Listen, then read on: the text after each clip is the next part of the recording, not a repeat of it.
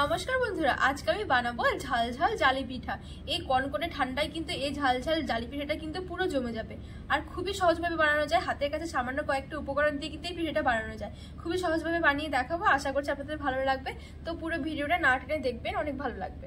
পিঠাটা বানানোর জন্য সবার প্রথমে আমি নিয়েছি 1 বাটি ময়দা। ময়দা না থাকলে কিন্তু আটা থাকলেও কিন্তু হবে। তো আমি 1 বাটি ময়দা দিয়ে দিচ্ছি। এবার আমি দিয়ে দিচ্ছি হাফ বাটি চালের গুঁড়ো। চালের গুঁড়ো না থাকলে কর্নফ্লাওয়ারটা থাকলে কিন্তু দেয়া যাবে। আর আমি দিয়ে দিচ্ছি স্বাদ মতন একটু লবণ, আর দিয়ে দিচ্ছি সামান্য একটু হলুদ গুঁড়ো, আর দিয়ে দিচ্ছি হাফ চামচ চাট মশলা, হাফ চামচের মতন জিরে গুঁড়ো। পিঠেটা একটু ঝালঝালি বেশি ভালো লাগে, তো আমি এখানে একটু ঝাল লঙ্কার গুঁড়ো দিয়ে দিচ্ছি হাফ চামচ। এবারে শুকনো উপকরণগুলো আমি একটু ভালো করে মিশিয়ে নেব। ভালো করে মিশিয়ে নিয়েছি। এবার আমি অল্প অল্প জল দিয়ে একটা গোলা তৈরি করে নেব।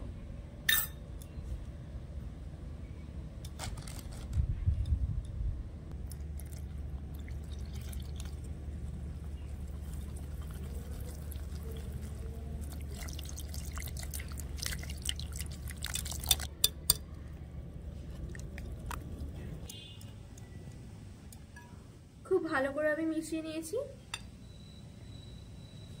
এইবার আমি দিয়ে দেব 2 চামচ সাদা তেল।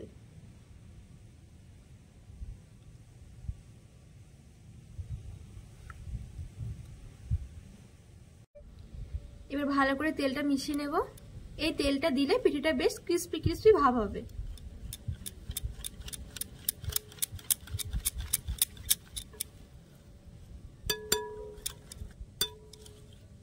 ভালো করে মেশানো হয়ে গেছে।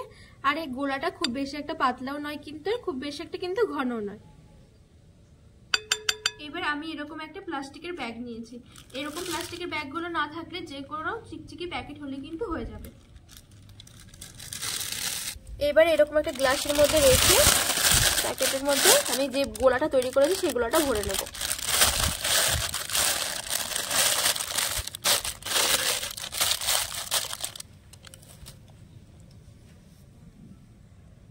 গোলাটা দিয়ে দিচ্ছি। এবার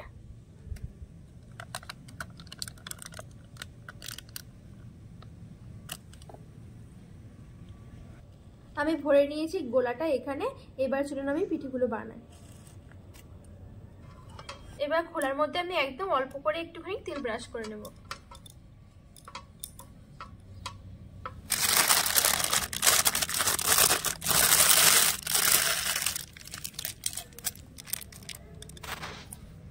এবার দেখুন আমি ঠিক এই জায়গাটা একটুখানি কেটে দেব, একদম একটুখানি, একদম একটুখানি কেটে দেব।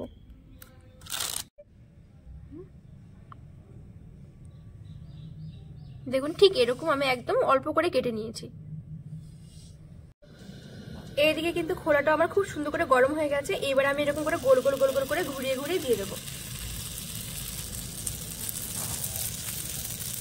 সর্বপ্রথমে এরকম গোল গোল করে দিয়ে দিয়েছি। এবার আমি ঠিক এরকম করে ঘুরিয়ে ঘুরিয়ে দেবো।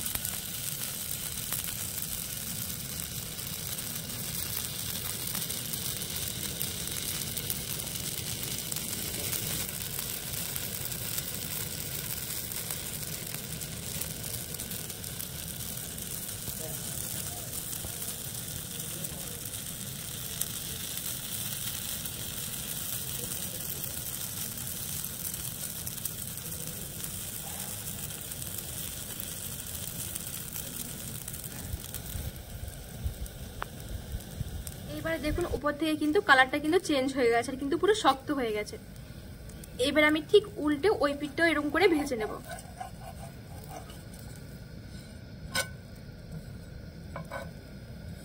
আর এখন কিন্তু আঁচটা আমি একটু মিডিয়ামে রেখেছি।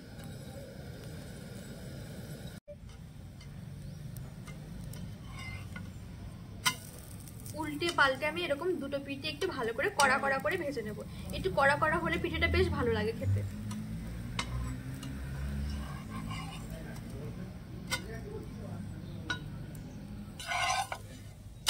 দেখুন কত সুন্দর কড়া কড়া হয়েছে। দুটো পিঠে আবার খুব সুন্দর করে কিন্তু কড়া কড়া করে ভাজা হয়ে গেছে। এবার আমি এরকম হাত দিয়ে একটুখানি মুড়ে গোল করে দেব।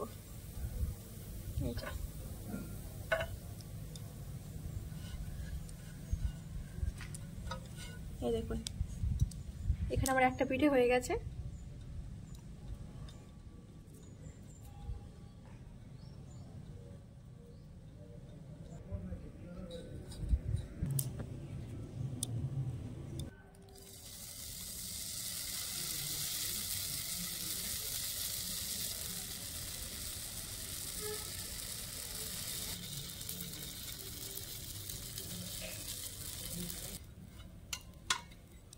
এই পিঠেটাও ভাজা হয়ে গেছে, এবার আমি মুড়িয়ে নেব।